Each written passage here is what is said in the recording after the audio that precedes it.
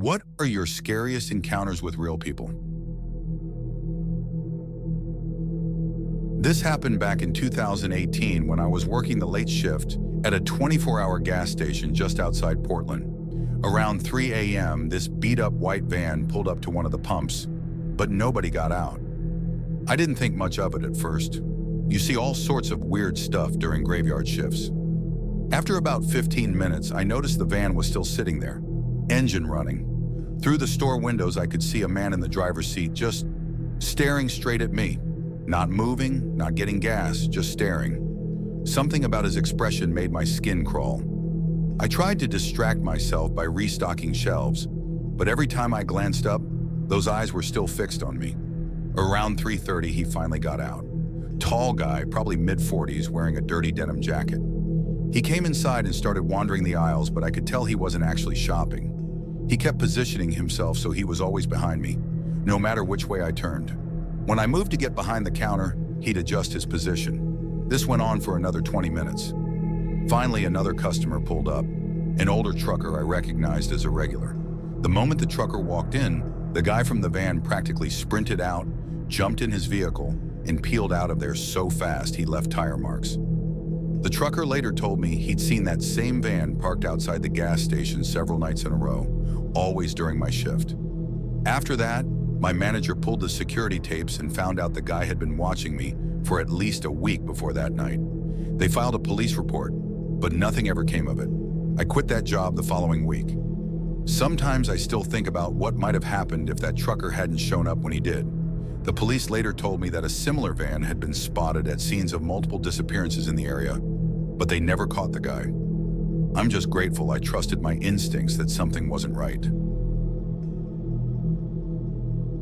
Living in Montana means dealing with long stretches of empty roads, but nothing prepared me for what happened last summer.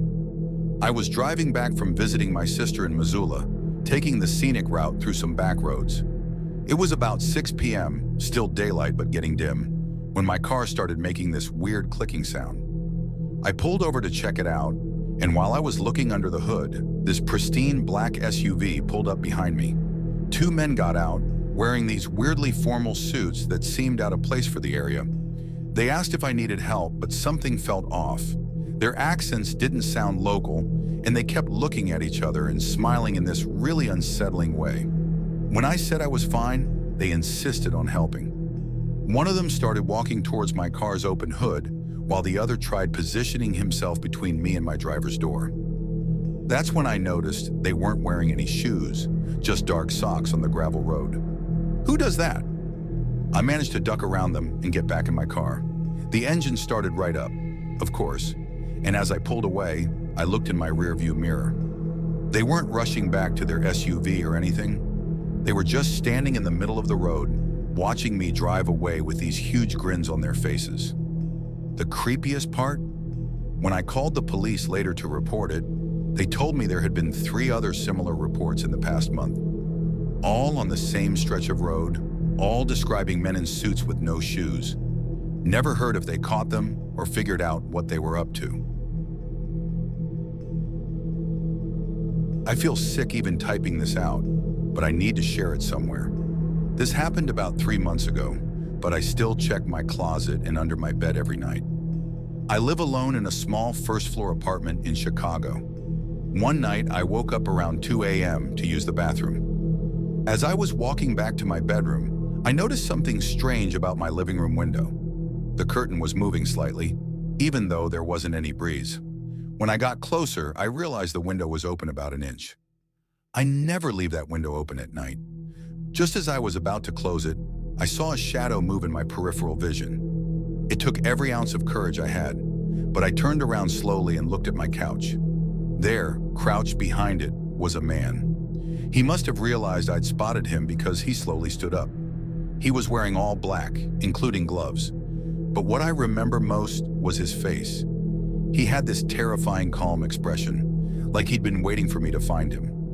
For what felt like forever, we just stared at each other.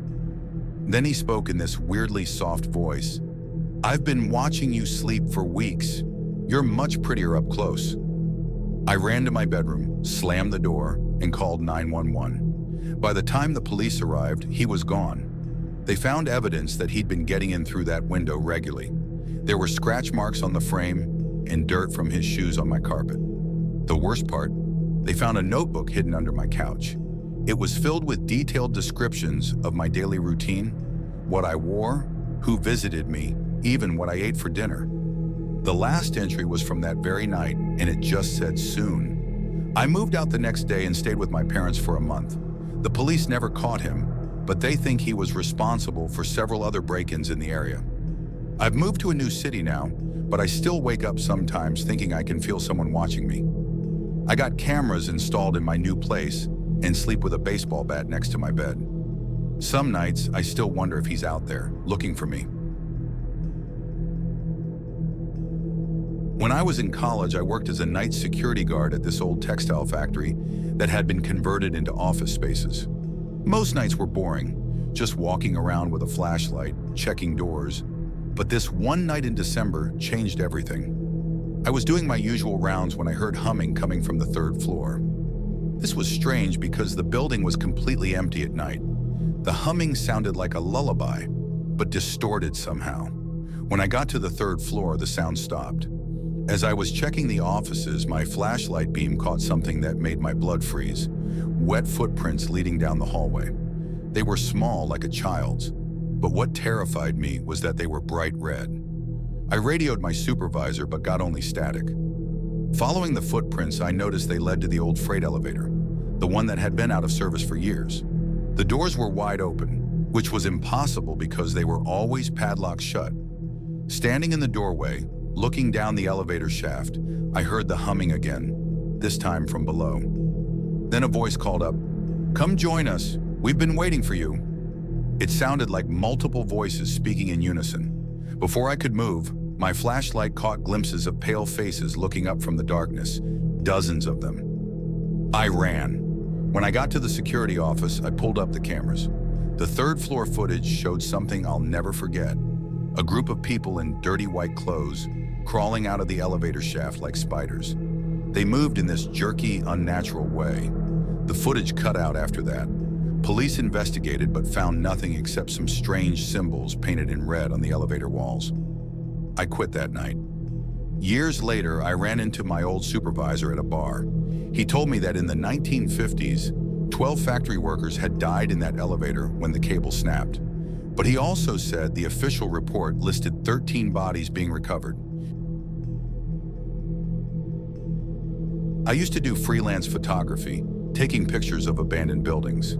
2 years ago, I got permission to photograph this old psychiatric hospital in upstate New York. The administrator warned me not to go to the basement because of structural issues. But of course, that's exactly where I wanted to shoot. The basement was a maze of corridors, most of them flooded with a few inches of water. While setting up a shot, I heard what sounded like a shopping cart rolling across concrete. Following the sound, I found a hallway that sloped downward into darkness. My flashlight revealed something odd. There were fresh scratch marks on the walls, getting deeper as they went down. About 50 feet in, I found a room with "Do Not Enter Quarantine" painted on the door. It looked recent, nothing like the old peeling paint everywhere else. Inside, the room was filled with bizarre items, dozens of dirty children's shoes arranged in a perfect circle, Polaroid photos of empty hospital beds, and a tape recorder sitting in the center. Curiosity got the better of me. I pressed play. A woman's voice came through clearly. "Day 37 of observation. Subject continues to multiply. Original count was 1, now approximately 23. They're in the walls now. If you're hearing this, you need to rue." The tape cut off. That's when I noticed the temperature had dropped dramatically. My breath was visible now. In the beam of my flashlight, I saw something dark seeping through the wall. Not water, something thicker. Then the whispers started, hundreds of them, coming from inside the walls. I ran, dropping my camera in the process. At the top of the stairs, I looked back.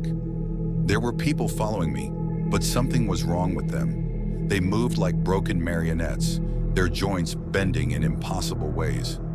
I made it out and never went back. The really scary part? When I developed the few photos I did take, every single one showed dark figures standing in the corners, getting closer in each shot. In the last photo, one of them is looking directly at the camera, grinning with too many teeth. I deleted the photos and gave up urban photography. Some places should stay abandoned. This happened during my first year as a nurse at a small rural hospital in Idaho. I was working the overnight shift in the geriatric ward, which only had 6 patients at the time. Around 2 a.m., an elderly woman was brought in by her son. She had advanced dementia and was extremely agitated, screaming about someone called the Smiling Man. After getting her settled, I noticed her son lingering in the hallway. He kept pacing back and forth, checking his watch every few seconds. When I asked if he needed anything, he just shook his head and smiled.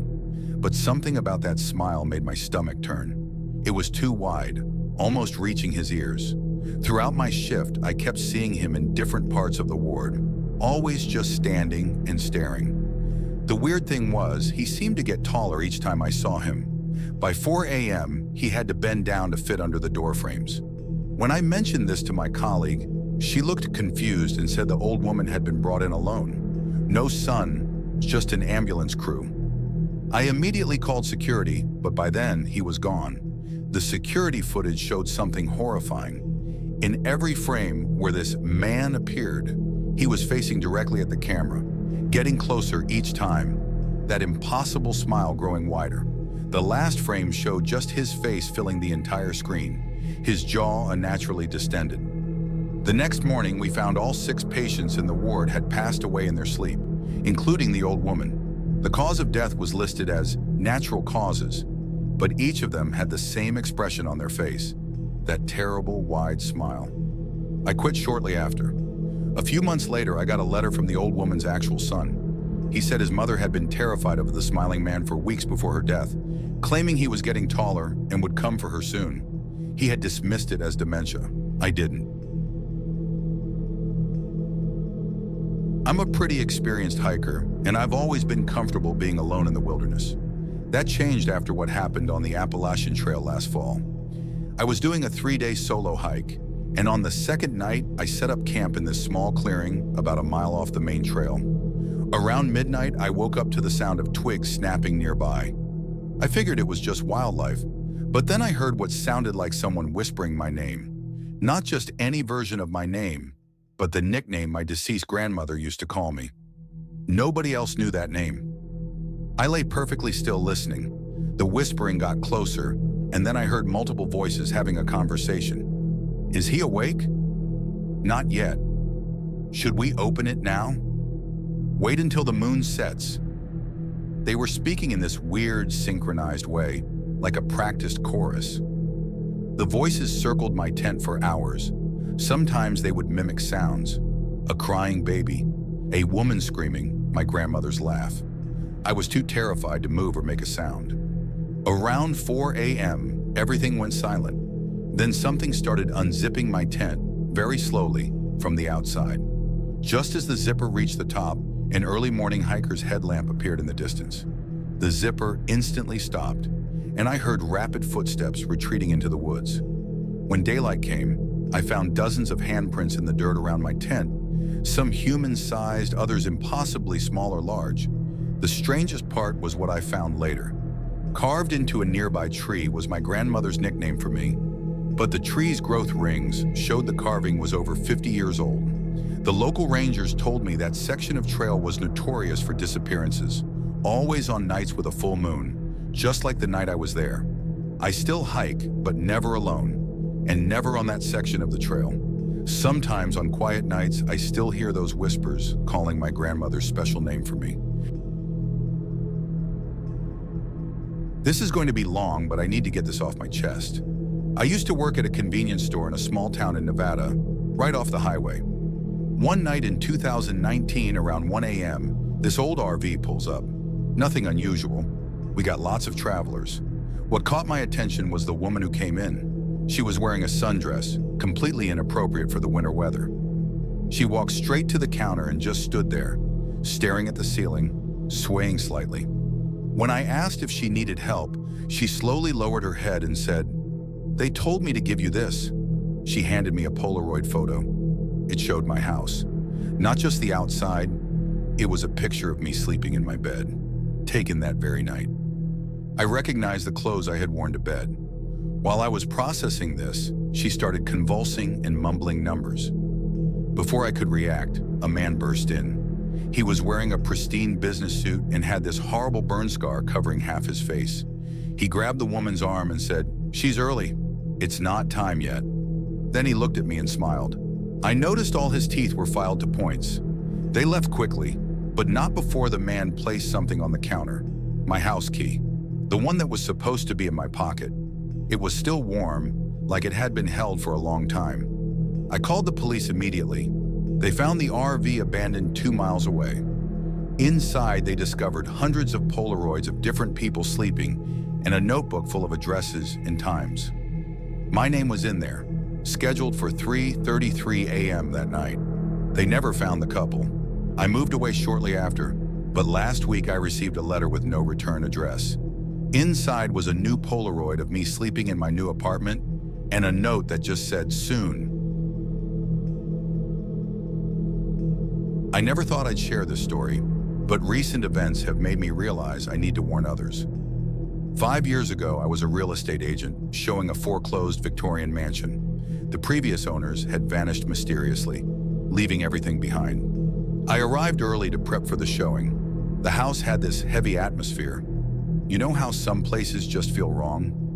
While checking the second floor, I heard children laughing. Following the sound, I found a bedroom with fresh crayon drawings all over the walls. Impossible, since the house had been sealed for months.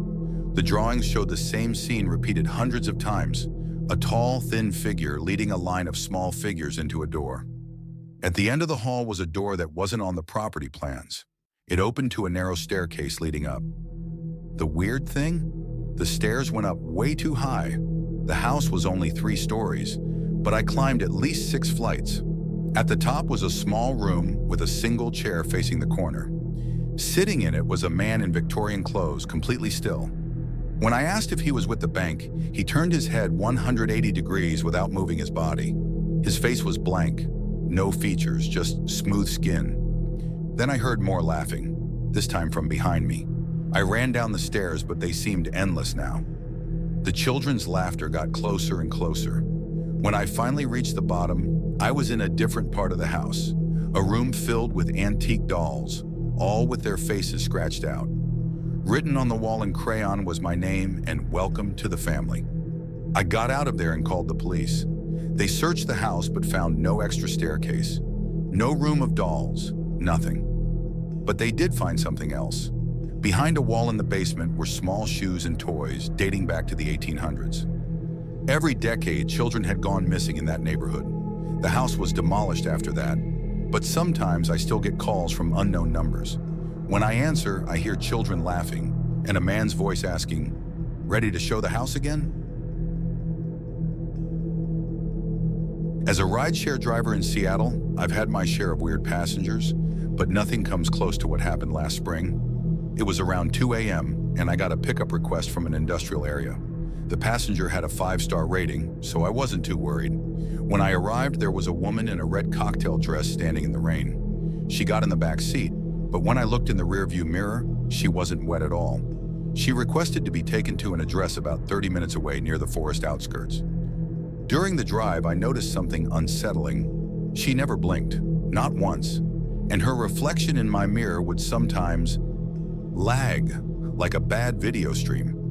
When I tried making small talk, she would respond with phrases that almost made sense, but not quite, like she was learning how to speak by copying others.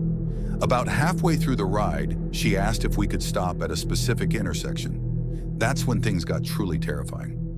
She said, "The others are waiting for us there." "They've been waiting for you, Thomas."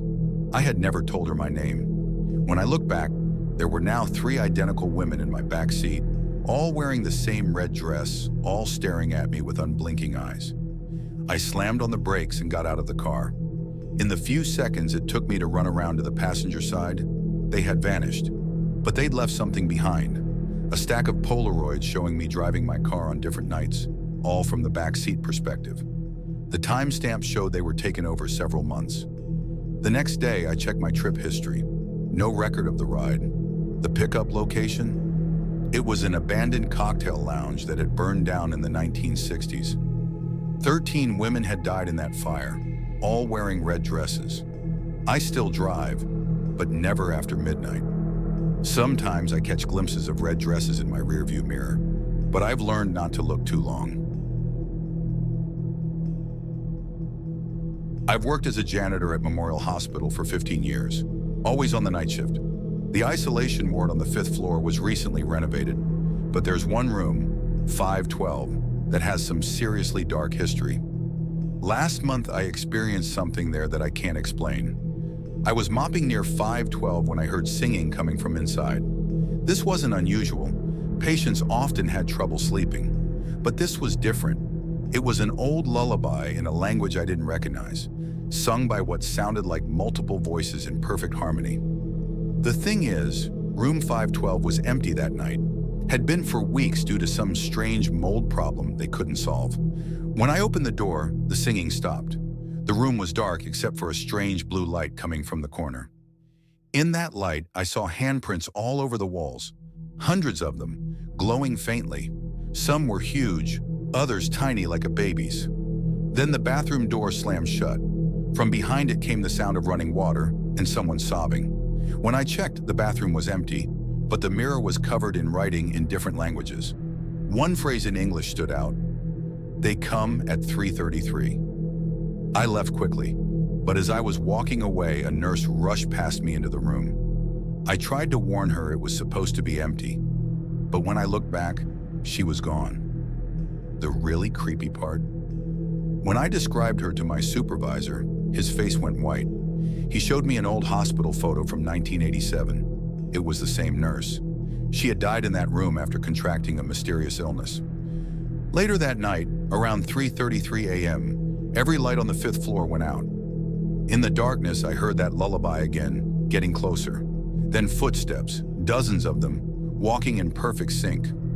I hid in a supply closet and watched through the crack as a procession of shadows walked past, led by the nurse I'd seen earlier. They all entered room 512, and when the lights came back on, everything was normal. We checked the security footage the next day. It showed me hiding in the closet, but instead of watching the hallway, I was staring directly at the camera, singing that lullaby. I have no memory of doing that. They've since permanently sealed off room 512. But sometimes when I'm working late, I still hear that lullaby. And every time I check the room's window from outside, there's always someone waving back at me from inside, even though the room is bricked up now.